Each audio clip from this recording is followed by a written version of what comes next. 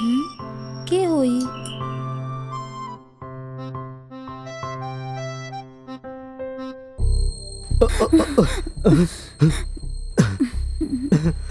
ए, के बड़ा तू? चिल्लैलू तो मार दे। काकाला हमार घर में आके हमके ही धमकी देता रहा? इतना हिम्मत तार? हमार पीछे पुलिस पड़ल बा, हम वो लोग से बच के आयल बानी। हम यहाँ है, ये बात अगर उ लोग के बताइले खून कर दे तहार। का पुलिस आवतिया? हम अंदर जाके छुपत आनी। हाँ? पुलिस के पता ना चले कि हम यहाँ है, समझ लू? हाँ हाँ ठीक बा। हाँ। अरे बाप रे, अब का करी? पुलिस आयल होई का? हाँ। के बानी आप? हम पुलिस बानी। का चाहिए सर? यहाँ के वाइल बा का?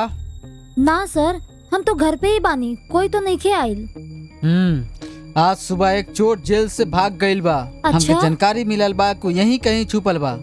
ना सर, ऐसे तो कोई ना आइल बा यहाँ पे। ठीक बा, अगर वो इधर आई है तो थाना में फोन करल कभी मत भूलिया, ठीक बा? हाँ ठीक बा सर। चला तनी।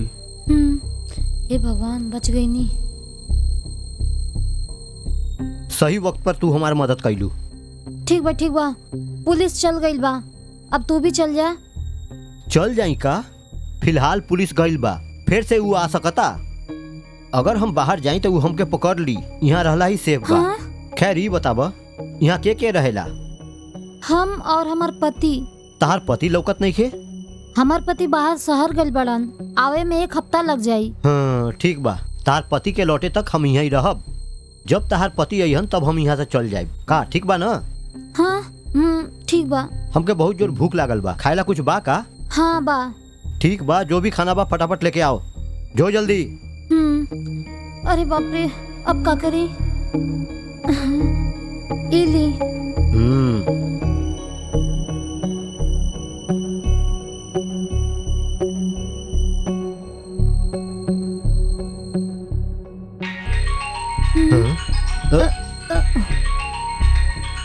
थोड़ा रुकी, हम जाके फोन में बात करके आओ तानी। फोन में बात करबो तू? हम तहार घर में छुपल है, ये बात तू पुलिस के बतावे जाता रुका? ना ना, ऐसा कोई बात नहीं है। तब फोन के यहाँ ला के बात करा ना तू, समझ लू ना? जा। ठीक बा। यहीं बैठ के बात करा।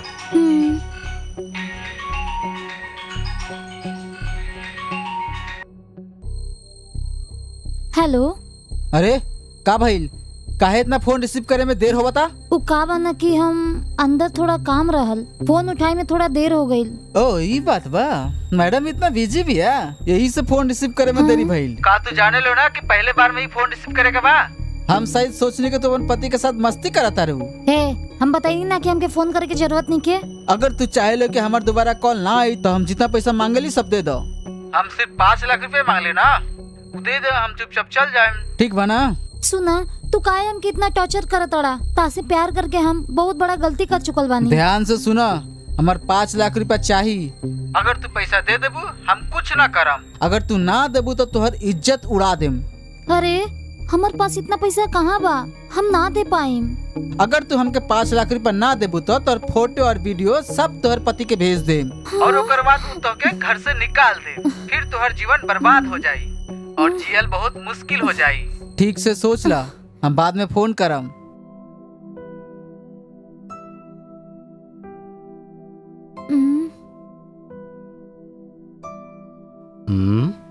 का भइल? अचानक उदास हो गईलू? ई बताबा केकर फोन रहे? उ का बना कि हमार एक्स बॉयफ्रेंड रहल। अच्छा, तहार एक्स बॉयफ्रेंड भी बा? हमार शादी के खाली 6 महीना ही भइल बा। अच्छा। शादी से पहले एक लड़का से हम 3 साल से प्यार करत रहनी, लेकिन हमार घर वाला ये बात के ना मानत रहलन।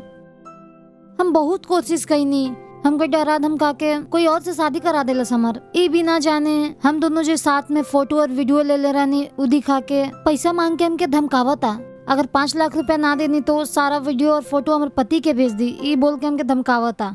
समझ में नहीं आवत का करी। जब से शादी भइल हमार सुकून ही चल गई।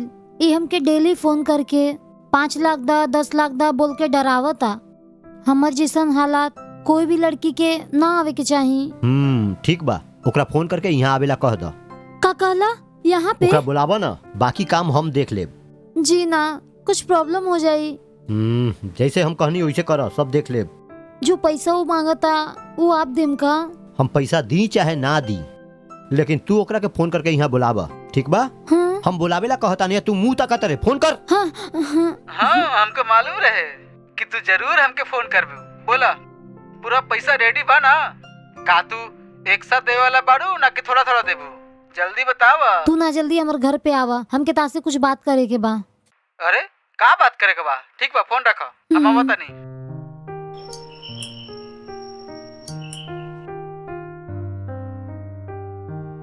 आवा, अंदर चल के बात करी। हाँ चले के।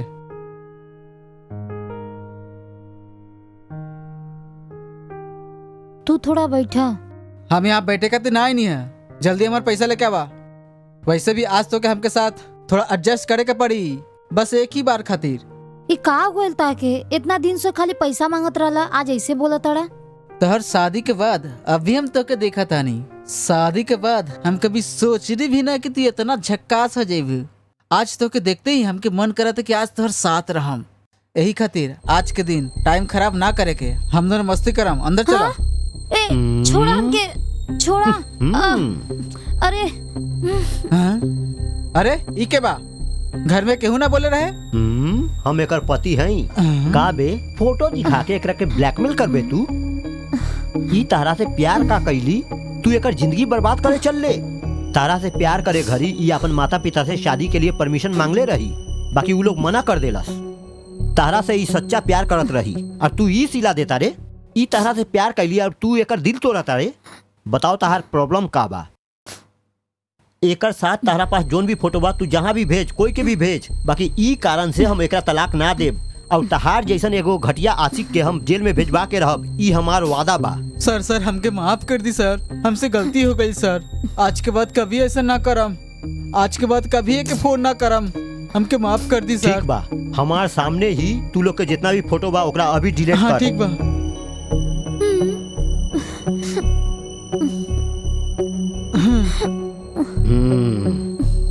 आगे से ऐसा गंदा काम कैले तो जमीन के नीचे गाड़ देता रहा हम। ना सर, ऐसा ना चल करम भाग, सर। भाग।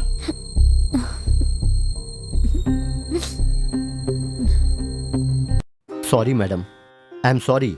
हमारे पास और कोनो चारा ना रहे, यही खातिर ओकर सामने हमके तार पति के एक्टिंग करे के पड़ल।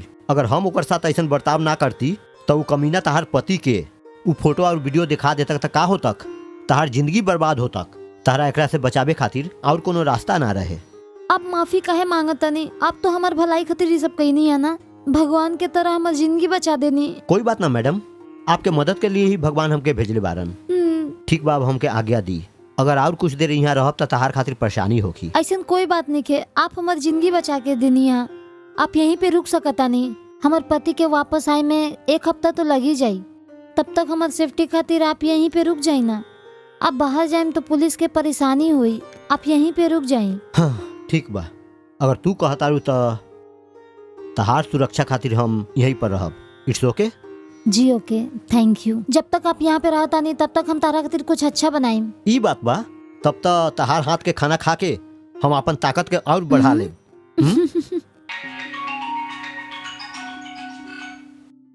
हेलो, हम विनीता के पापा बोला था नहीं। हाँ बोली।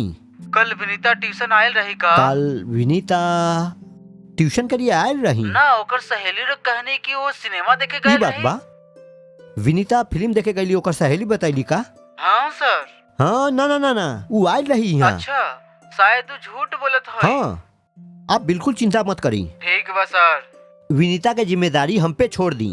ओके, अब की बार अच्छा नंबर से वो जरूर पास होगी। धन्यवाद आप सर। चिंता मत करी, आपकी बेटी अच्छा पढ़ाई करती है, ये सब लेके चिंता मत करी। ठीक बा? ओके।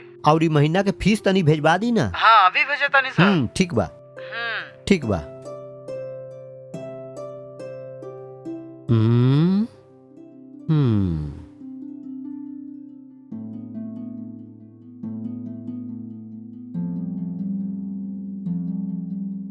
अरे बाप रे, कल ट्यूशन न गए सर डटी है न का?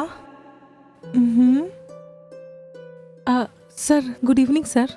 ओ तू बारू, कल ट्यूशन के बहाने कहाँ गई रहू? हम घर पे रहनी सर। हाँ? सच सच बतावा। सर दोस्त लोग के साथ फिल्म देखे गए रहनी सर।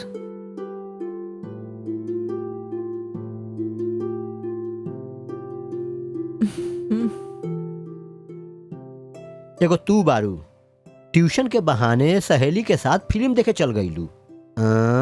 लेकिन तहार सहेली का कैली मालूम बा तहरा? तहार पेरेंट्स के फोन करके आपके बेटी ट्यूशन के बहाने फिल्म देखे गईल बाड़ी ई अरे बतैला। बाप रे। और तहार पापा हमके फोन करत आरन। ई आदत ठीक बा का बतावा? एक दफा माफ कर दी सर, आगे से ऐसा गलती कभी ना हुई सर। हम तहरा से कितना बार कहले हैं कि पढ़ाई पर ध्यान द तू, अपन माई बाबू के विश्वास के कभी धोखा मत दी। ई तरह के हरकत तहरा शोभा देवेला का? सॉरी सर, भूल से हो गए सर। हमके तहार ऊपर तनी भरोसा बा, वही खातिर तहार पापा के कहनी कि तू ट्यूशन आयल रहू। थैंक यू सर। आगे से ऐसा गलती कभी मत करी। बात समझ में आइल? समझ गई। फर्स्ट एंड लास्ट वार्निंग बा। चला बैठ के पढ़।